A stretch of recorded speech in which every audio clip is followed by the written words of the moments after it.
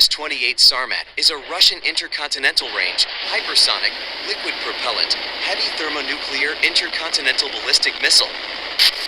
It is believed to have a range of over 6,800 miles or 11,000 kilometers and is capable of carrying multiple independently chargeable re-entry vehicles with nuclear weapons.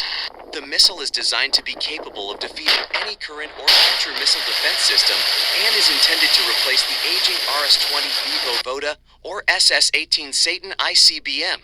The Sarmat has reportedly undergone testing and is believed to be in service with the Russian military.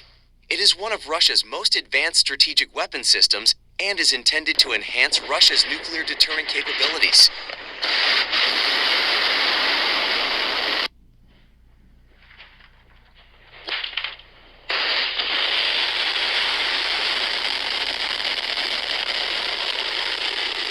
The RS-28 Sarmat is a Russian intercontinental range, hypersonic, liquid propellant, heavy thermonuclear intercontinental ballistic missile.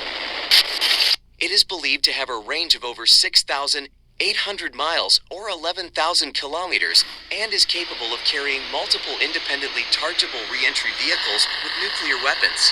The missile is designed to be capable of defeating any current or future missile defense system and is intended to replace the aging RS-20 V Voda or SS-18 Satan ICBM. The Sarmat has reportedly undergone testing and is believed to be in service with the Russian military. It is one of Russia's most advanced strategic weapon systems and is intended to enhance Russia's nuclear deterrent capabilities.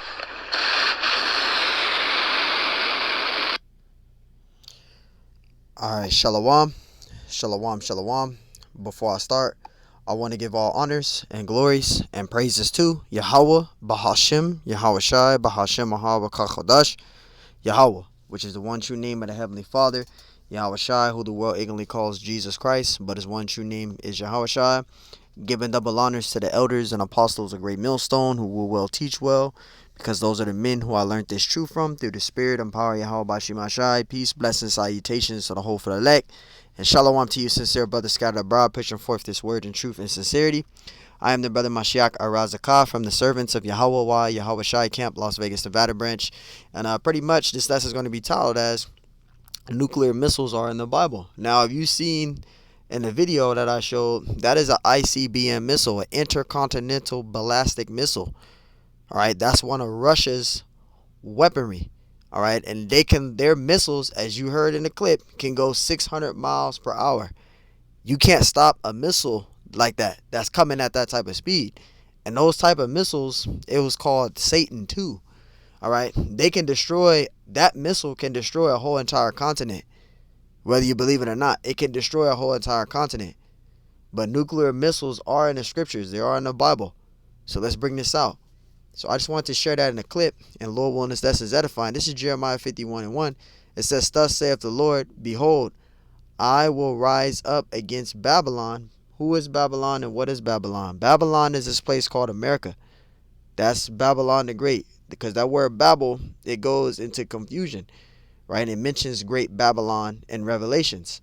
All right, Babylon the Great Confusion. All right, let's read it again. This is Jeremiah 51:1. "Thus saith the Lord, Behold, I will rise up against Babylon." Babylon is this place called America. "And against them that dwell in the midst of them that rise up against me, a destroying wind." Okay, this is going into the nuclear missiles. Verse 2, it says, "And will send unto Babylon," which is America, "fanners that shall fan her and shall empty her land." Talking about America. America is going to be destroyed in thermonuclear fire. World War III is going to happen. World War III is in the Bible. When you read Revelations, I believe it's 11:4 or 11:14. Bob Kashar brothers can correct me, but I believe it's in Revelations 11:14, which actually I'll just go and get for edification purposes. This is Revelations 11 and I believe it's 14. Yeah, it's Revelations 11:14. It says the second woe is past. Now the second woe, that's talking about World War II.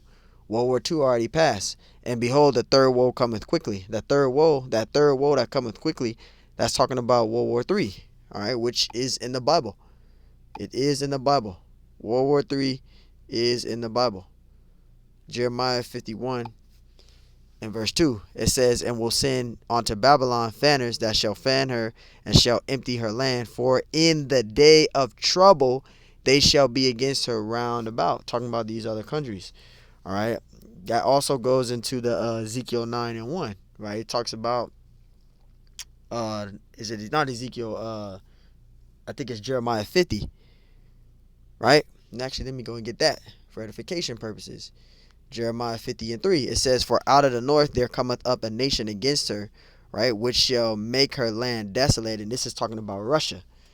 This is talking about Russia, because Russia, it comes from the north parts, all right, which is also in Ezekiel 39, 1 through 2. It also goes into that, right, whereas the major war is going to take place in Jehoshaphat, which will be in the land of Israel. That's where it's going to take place. Verse 3, it says, for out of the north there cometh up a nation against her, which shall make her land desolate, and none shall dwell therein. They shall remove, they shall depart, both man and beast. And this is talking about America and also Russia and its allies. Let me get that out, and we'll go back to that Jeremiah 51. I want to validate everything I'm saying in the scriptures, bringing out edification through the Spirit. This is Ezekiel 39 and verse 1. It says, therefore thou, son of man, prophesy against Gog. Gog, if you see here about the word Gog in the Hebrew goes back to the word Gawag, which means mountain. It can mean an actual mountain, or it can be talking about someone in charge. It says, and say, thus saith the Lord, behold, I am against thee, O Gog, the chief prince of Meshach and Tubal, which Meshach and Tubal, again, is in the land of Turkey.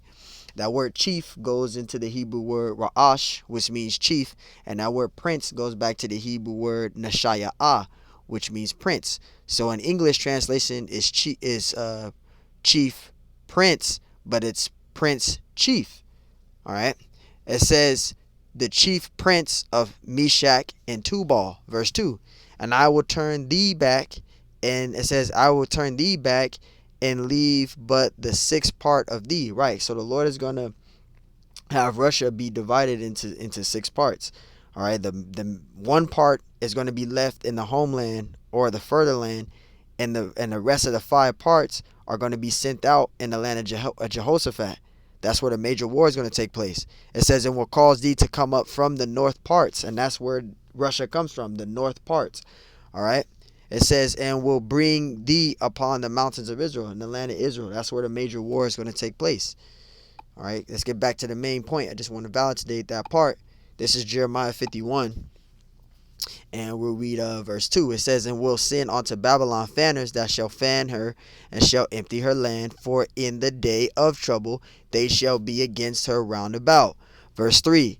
Against him that bendeth, let the archer bend his bow. Who is the archer? The archer are those that create the war weapons. Those, the Lord gave them the knowledge to create those war weapons. All right, they launch the missiles. It says, against him that lifteth himself up in his braggadine, and spare ye not her young men, destroy ye utterly all her hosts. This is going into the nuclear missiles, right? Verse 4, thus saith, it says, thus the slain shall fall in the land of the Chaldeans, or the Edomites, and they are thrust, right? They are thrust through in her streets. Verse 5, for Israel have not, it says, for Israel have not been forsaken, nor Judah, talking about Israel, which is the northern kingdom, all right, not been forsaken, nor Judah, which is the southern kingdom, of his power. It says, of the Lord of hosts, though their land was filled with sin against the Holy One of Israel. Verse 6, this is why the scriptures gives this warning out for those of you that's still embedded in this place called America. Verse 6, it says, flee out of the midst of Babylon. That's talking about spiritually. Come out of the ways of this society. Get out of the philosophies and the ways of living here. Come out of that. It says, flee out of the midst of Babylon and deliver every man his soul. It says, be not cut off in her iniquity. See? Because if you're still embedded in it, in this place called America, you're not coming out of the ways of society. You just want to live your life like it's golden. You want to still just be on the ride and enjoy the ride till it ends. You're going to be caught up in her iniquity. You're going to be destroyed. For this is the time of the Lord's vengeance, right? He will render unto her a recompense. And that word recompense means repay. It's due, Verse 7, behold, it says, Babylon have been a golden cup in the Lord's hand. It has. This place called America has been a golden cup, right? Babylon has been a golden cup in the Lord's hands that made all the earth drunken. Drunken of what? The philosophies. It says the nations are drunken of her wine, right? Therefore, the nations are mad. And this is also going into a lot of the nations getting upset with America. There's treaties that has been broken with them. They had a Ronald Reagan treaty. They got rid of that. They got rid of the treaties already. Some of these foreign countries already have got rid of the treaties that they had with America. They seen how weak America has become. They have seen how weak America has become. Verse 8, it says, Babylon is suddenly fallen and destroyed. It says, howl for her. Take balm for her pain, if so be she may be healed. Verse 9, we would have healed Babylon, but she is not healed. Babylon ain't healed, right? It says, forsake her, let us go everyone into his own country. And this is what we're seeing now. All these countries have gained all the value of all the resources that they have obtained from America, and they're taking all the money, the benefits, the value, and they're going back home into their own countries. That's what they're doing. It says, for her judgment reacheth unto heaven, and is lifted up even unto the skies. Verse 10, the Lord hath brought forth our righteousness come, and let us declare in Zion the work of the Lord our power. Verse 11, make bright the arrows, the missiles, gather the shields. The Lord have raised up the spirit of the kings of the Medes for his device against Babylon. So everything is in control of the Lord. World War III is going to happen. The Lord is using Esau to fulfill prophecy. He's using these 17 heathen nations to fulfill prophecy, right? Destroy it, because it is vengeance of the Lord, the vengeance of his temple. Verse 12, set up the standard upon the walls of Babylon. It says, make the watch strong, set up the watchmen, prepare the ambushes, for the Lord hath both devised and done that which he spake against the inhabitants of Babylon. The Lord's going to destroy this place. The Lord is setting it up. Let's get out Joel 3 and verse 9. It says, proclaim ye among the Gentiles, prepare war, wake up the mighty men. The more prophecies that we're bringing out, the more the mighty men are waking up, right? Wake up the mighty men, let all the men of war draw near, let him come up. Verse 10, it says, beat your plowshares into swords and your pruning hooks into spears. Let the weak say I am strong. Because all the other countries have seen how weak America has become. America is built off total feminism. They can see that. So they ain't doing treaties with these people. They want to rule. All these nations want to rule. Each and every one of them want to rule. They ain't doing treaties with America because they seen how weak it has become. Look how everything is. They have feminism here on the rise. You know, there's more stuff I want to say about feminism, but I'll get a strike. So I can't talk about it. But you can see the military. Feminism is even in the military. You know?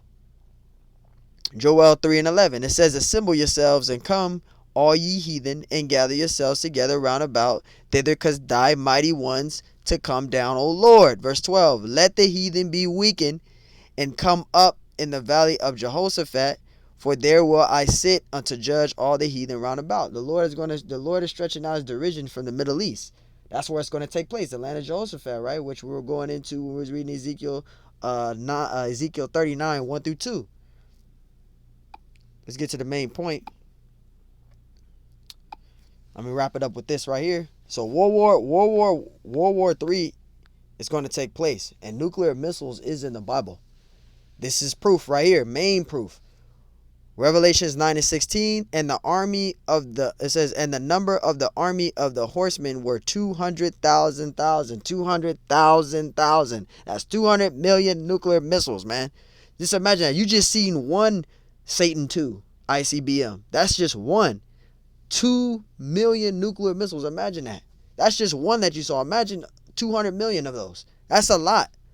And it says, and I heard the number of them, the nuclear missiles, the army. That's talking about the nuclear missiles, 200 million nuclear missiles, man.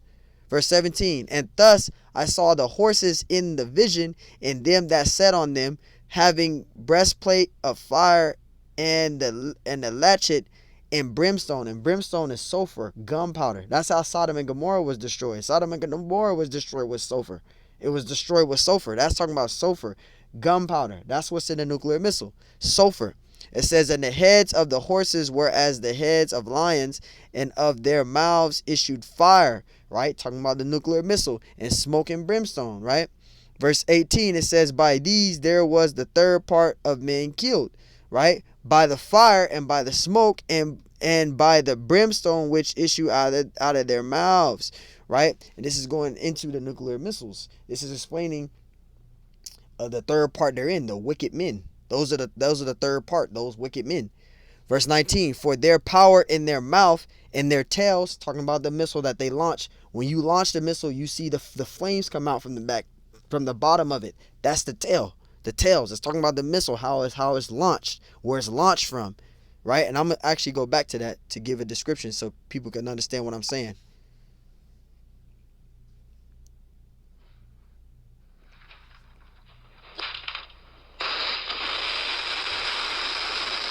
You see how the tail is launched? Now let's go back. That's what it's talking about. In verse 19, it says, and for the power in their mouth and in their tails, for their tails were like serpents and had heads, and with them they do hurt. So that's what it's talking about. It's talking about this. You see where the tails being launched, how they launched the missile, how the missile's being launched. Let's go back.